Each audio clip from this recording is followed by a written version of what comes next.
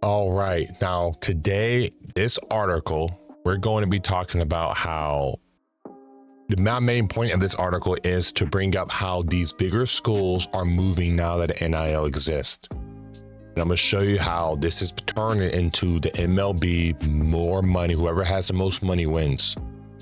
And this is what I was talking about. I haven't created this channel for as long, but I've been talking about this for about 6 years. What was going to happen if money came in like it does now? Now you're seeing the BCS, which stands for the big conference schools, Dukes, St. John's, the Pitts, the major universities everyone knows of. They're going to use the NIL to essentially destroy competition and opportunities for our younger kids. So St. John's has embraced a new way of doing things in this era of unrestricted free agency, raiding the transfer portal and recruiting older, seasoned basketball players from teams all over the country. Duke, meanwhile, continued to embrace the fountain of youth with the program built around star freshmen. Now, we're not going to talk about all this stuff. I don't really care about all this stuff, but here we go. Okay. I don't know who this guy is, so I'm not going to blow him, but we'll name him John. So John, an alum of the Blue Devils program himself, took over for legendary coach Mike Kirilowski in 2022 amid major changes in the college sports landscape. The NIL era began in 2021, but it wasn't until 2024 that a federal court case forced the NCAA to allow players to transfer as many times as they wanted without penalty. In the revenue sharing era, that commenced in 2025, and coaches in college basketball have been forced to re-recruit their entire roster every off-season and dip into the transfer portal to poach other players. This is what we call the free agency. This is what I was talking about when I say that now, on average, most athletes, especially scholarship athletes in particular, don't realize that if you're a scholarship athlete, every year your coach has to renew your scholarship. He essentially has to say, yeah, he's good, and we keep going. Now, on average, this is always renewed. But now, it's not renewed no more, because now I'm sending you somewhere else. And that's what's going to end up happening. They can drop your scholarship so they can recruit another player, which is what's going to start happening soon. Athletes who don't pan out, they will drop their scholarship. Not saying that the scholarship isn't worth something, but it is. It's definitely still worth something. But once you lose your scholarship, then you lose your NIL access. If it goes through them, you're going to lose your NIL access because it's all tied into your scholarship. And if you don't have a scholarship, you're not sponsored by the university no more.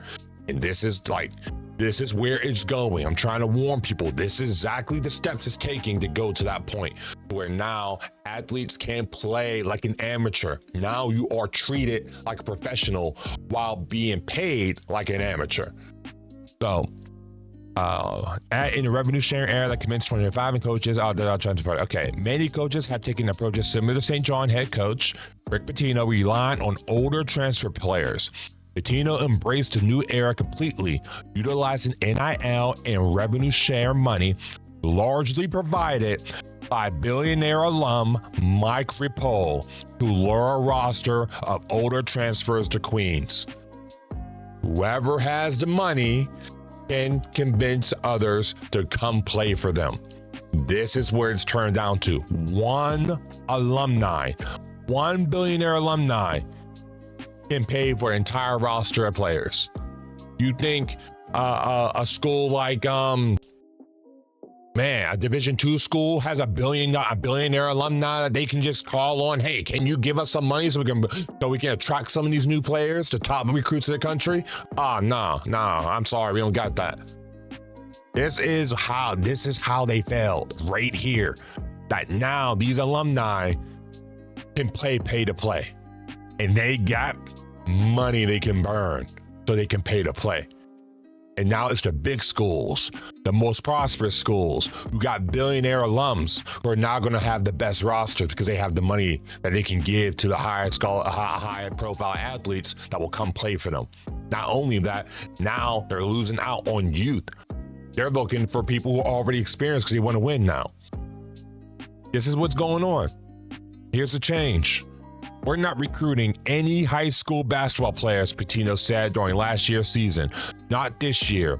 All 5 Red Storm starters came to Queens through the transfer portal, with the longest tenure Johnny in the starting 5 being Big East Player of the Year. But despite his newness in his own youth, he continues to build rosters with a strategy more akin to those of the pre-transfer portal and pre-NIL era. Now, you do got some who are trying to keep the peace, but unfortunately, it's not going to last. Their athletes are making choices by money. It's not even about the coaches and the programs no more. They can stay as virtual and virtuous as they want to, but if you don't have the money, they're not going to come. It is a profit-driven narrative now. You lost your opportunity to be amateurs. I really appreciate that Duke is trying to keep the fact that, hey man, we're Duke. We're going to invest in our younger players, and hey, you'll still find Duke, a place like Duke can find success doing that. How about a mid-major? Can they get away with that? No. Think Gonzaga hopefully can get away with that? Probably not. They don't have the money like Duke does. North Carolina does. The Overton window is going to shift very slowly to the universities that got the money. And now that enrollment in general is going down, there's gonna be less money to go around. This is, like I said, this is the big picture here. This is what I'm trying to show here, is that the big picture is that now it's all about the money. Yeah. This past offseason, Shea retained the core of his remaining players, mostly avoiding having to rebuild through the transfer portal, which is great. The program does have an advantage over other schools, though, as a 4-5 blue blood with deep NIL and revenue-sharing pockets coming off another Final Four run. Duke likely didn't have to clamor as hard as other programs for players to stay. Exactly. Only the biggest schools with the biggest names are going to be able to even have the choice to be virtuous like they are. The smaller schools will get kicked out.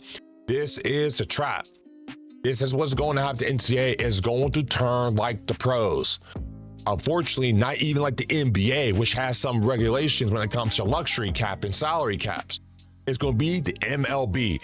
Whoever has the most money can throw all the money. They're just not doing it all at once. If they were to throw $20 million deals, it's going to spark some terrible regulations are going to come in, because I know people outside looking in are going to see that. Why's all this money going around? Where's all this money going in? We need to regulate it. They're trying to take small, insy-bitsy steps. I think they're like $20 million for their NIL program. Every year, they're going to add a little bit more, and a little bit more until it's at 50 million and 100 million. And it's going to be nothing to people. He recruited 5 freshmen. The class led by Boozer, ranked first in the nation, of course. All right, so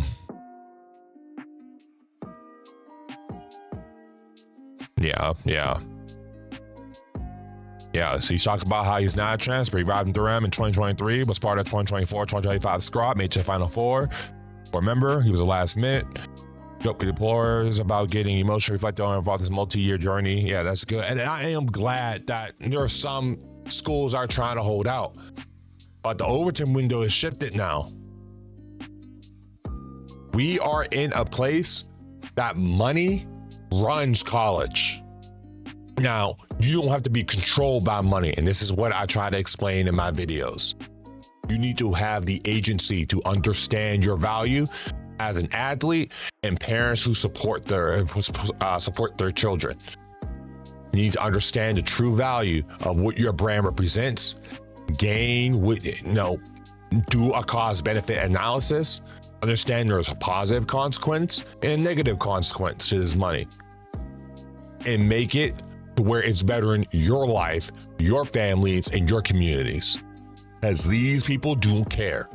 And eventually, what you see as college sports is going to degrade. It's going to disintegrate. And people are going to look at it, well, college sports ain't fun no more. This is why people don't watch the NBA. It's the same thing is about to happen to college. All the biggest schools are going to be the ones who are getting to the Final Four Elite Eight. This year, there were almost no upsets. Most of the upsets Like, we haven't been any real upsets in the past like 3 years. The NIL's already affecting it.